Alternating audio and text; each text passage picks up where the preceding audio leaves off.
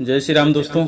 इस वीडियो में देखें कि कैसे पहचानें कि घर के किस स्थान में है वास्तु दोष। यदि आप हमारे इस चैनल को सब्सक्राइब न किए हों तो इस चैनल को सब्सक्राइब और लाइक जरूर कर लें। भवन निर्माण के दौरान कई प्रकार के वास्तु दोष रह जाते हैं। इन्हें दूर करने के लिए भवन में ओम, स्वास्ति, फेंग शुई आदि शुभ चिन्हों का उपयोग वास्तु दोष में काफी हद तक राहत प्रदान करता है। लेकिन क्या आप जानते हैं कि आपके घर के किस कोने में वास्तु दोष का असर है और आप पर उसका क्या असर पड़ रहा है? तो आइए हम आपको बताते हैं कैसे जाने भवन का कौन सा कोना वास्तु दोष से पीड़ित है। सर्दी जुखाम। यदि मकान के ब्रह्म स्थल में दोष है और आप अक्सर इसमें अपना समय गुजारते हैं तो आप सर्दी जुखाम से पीड़ित रहेंगे। डायबिटीज। यदि भवन की अग्निकोण और ईशान कोण में दोष है तो आपको डायबिटीज होने की ज्यादा संभावना है। यदि परिवार में किसी को डायबिटीज पहले से है तो फिर डायबिटीज को नियंत्रण में लाना मुश्किल रहेगा। इसलिए मकान के अग्निकोण व ईशान कोण का दोष पहले समाप्त करें। उच्च रक्तचाप। उक्त रक्तचाप अगर आपके भवन के उत्तर पश्चिम या दक्षिण पश्चिम क्षेत्र में किसी प्रकार का वास्तु दोष है तो घर में रहने वाले लोग हीन भावना से ग्रस्त रहेंगे। हीन भावना। यदि आपके घर में वायव्य व नैऋत्य कोण में कोई दोष है तो आपके बच्चे, महिलाएं व घर में रहने वाले सदस्य अक्सर हीन भावना से ग्रस्त रहेंगे। आयुष्य कष्ट।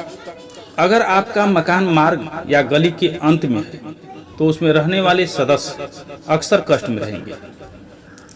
रोग। यदि आपके भवन पर किसी वृक्ष, मंदिर आदि की छाया पड़ रही है तो उस घर में रहने वाले सदस्य आए दिन रोग के शिकार बने रहेंगे। आयुष्य। यदि नैऋत्य कोण में कुआं आदि है तो उस घर में रहने वाले लोगों की आयुष्य होती है। आप अपने घर को इस प्रकार सजाएं कि जिससे वास्तु दोष स्वतः दूर हो जाए। घर के बाहर या अंदर आशीर्वाद मुद्रा में लाफिंग बुद्धा लगाएं। लाफिंग बुद्धा का मुख बाहर की तरफ होना चाहिए। घर के ड्राइंग रूम में लाफिंग बुद्धा तथा मेढक जिसके मुख में सिक्का हो उसे घर के अंदर इस तरह रखें कि इन दोनों का मुंह घर के अंदर की तरफ हो। बीम के नीचे विंड चाइम लगाकर बीम के दोष को कम किया जा सकता है। उत्तम भाग के लिए दरवाजे, खिड़कियों पर फेंग शुई के अनुसार रंगीन व सुंदर पर्दे लगाएं तथा दीवारों व छतों पर हल्के व मन लुभावने रंगों का प्रयोग करें। एक सीध में दो दरवाजे घर में नहीं होने चाहिए एवं दरवाजे व खिड़कियों की संख्या सम हो और सीढ़ियों की संख्या विषम होनी चाहिए। घर में गणेश जी की मूर्ति कितनी भी हो लेकिन सिर्फ एक गणेश जी की मूर्ति की ही पूजा करनी चाहिए। फेंग शुई के अनुसार दक्षिण दिशा में घोड़े रखना उत्तम होता है। श्री यंत्र को केवल मंदिर में ही रखना चाहिए। 9 इंच लंबा और 9 इंच चौड़ा रोली व काली हल्दी से घर के मुख्य द्वार पर स्वास्तिक बनाएं। दक्षिण में है अगर घर का द्वार। यदि आपका घर दक्षिण मुखी है तो आप सबसे पहले घर के सामने द्वार से 2 गुनी दूरी पर नीम का एक पेड़ लगाएं। दूसरा यह कि द्वार के ऊपर पंचमुखी हनुमान का चित्र लगाएं। आदम कद दर्पण भी लगा सकते हैं मुख्य द्वार के ऊपर। पंचधातु का पिरामिड लगवाने से भी वास्तु दोष समाप्त होता है। गणेश जी की पत्थर की 2 मूर्त बनवाएं जिनकी पीठ आपस में जुड़ी हो। इस जुड़ी गणेश प्रतिमा को मुख्य द्वार के बीचों बीच चौखट पर फिक्स कर दें ताकि एक गणेश जी अंदर को देखें और एक बाहर को। एक ही सीध में है द्वार। यदि आपके मुख्य द्वार के बाद भीतर के द्वार भी एक ही सीध में है तो यह भी वास्तु दोष निर्मित करता है। इसके लिए घर में बीच वाले द्वार के मध्य मोटा पर्दा लगाएं या विंड चाइन लगाएं। यदि आपके मुख्य द्वार के बाद का हॉल या कमरा बड़ा है, आप ऐसा भी कर सकते हैं कि दूसरे दरवाजे के ठीक सामने कुछ दूरी पर प्लाईवुड का एक द्वार बराबर का पार्ट लगाएं और उस पर कोई अच्छी सी पेंटिंग लगा दें। रसोई घर नहीं बना है आग्नेय कोण में। यदि आपका रसोई घर आग्नेय कोण में नहीं बना है तो आप रसोई घर में किचन स्टैंड के उत्तर पूर्व यानी ईशान कोण में ऊपर सिंदूर गणेश जी की तस्वीर लगाएं या यज्ञ करते हुए ऋषियों की फोटो लगाएं।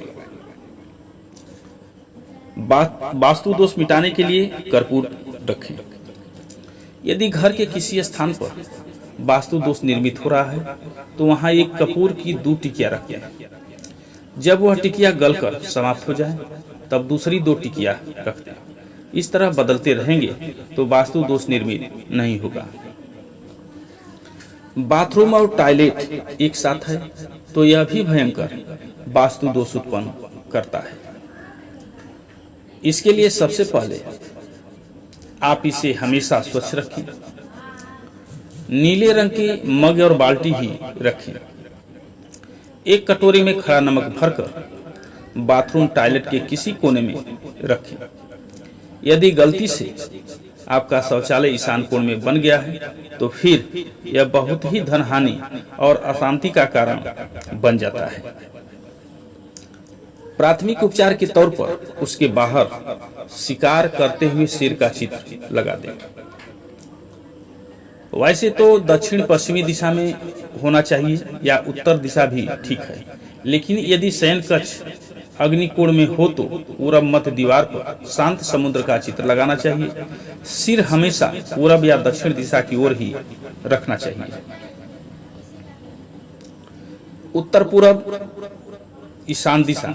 यदि ईशान दिशा में किसी भी प्रकार का दोष है तो आप इस दिशा को खाली करके इस दिशा में एक पीतल के बर्तन में जल भरकर रख दें या तुलसी का पौधा लगाकर उसमें नित्य जल देते रहें।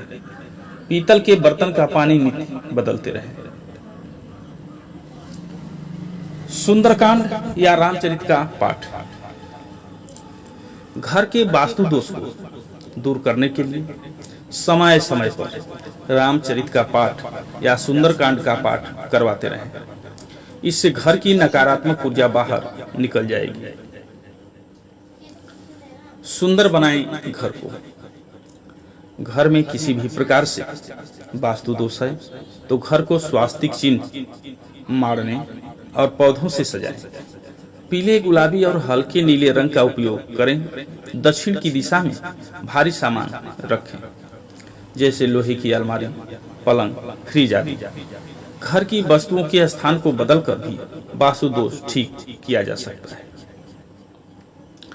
ईशान अर्थात ईश्वर, शान स्थान। इस स्थान पर भगवान का मंदिर होना चाहिए एवं इस कोण में जल भी होना चाहिए। यदि इस दिशा में रसोई घर हो या गैस की टंकी रखी हो तो वास्तु दोष होगा। अतः इसे तुरंत हटाकर पूजा स्थान बनाना चाहिए या फिर इस स्थान पर जल रखना चाहिए। पूरब दिशा में बाथरूम शुभ रहता है। खाना बनाने वाला स्थान सदैव पूरब अग्निकोण में होना चाहिए। भोजन करते वक्त दक्षिण में मुंह करके नहीं बैठना चाहिए। प्रमुख व्यक्तियों का शयन कक्ष नैऋत्य कोण में होना चाहिए। बच्चों को वायव्य कोण में रखना चाहिए। शयन कक्ष में सोते समय सिर उत्तर में, पैर दक्षिण में कभी न करें। अग्निकोण में सोने से पति पत्नी में वैमनस्यता रहकर व्यर्थ धन व्यय होता है। ईशान में सोने से बीमारी होती है। पश्चिम दिशा की ओर पैर रखकर सोने से आध्यात्मिक शक्ति बढ़ती है। उत्तर की ओर पैर रखकर सोने से धन की वृद्धि होती है। एवं उम्र बढ़ती है। फेंग शुई के अनुसार घर का मुख्य प्रवेश द्वार, पूरब व अग्निकोण के द्वार का रंग सदैव हरा या ब्लू रखना चाहिए।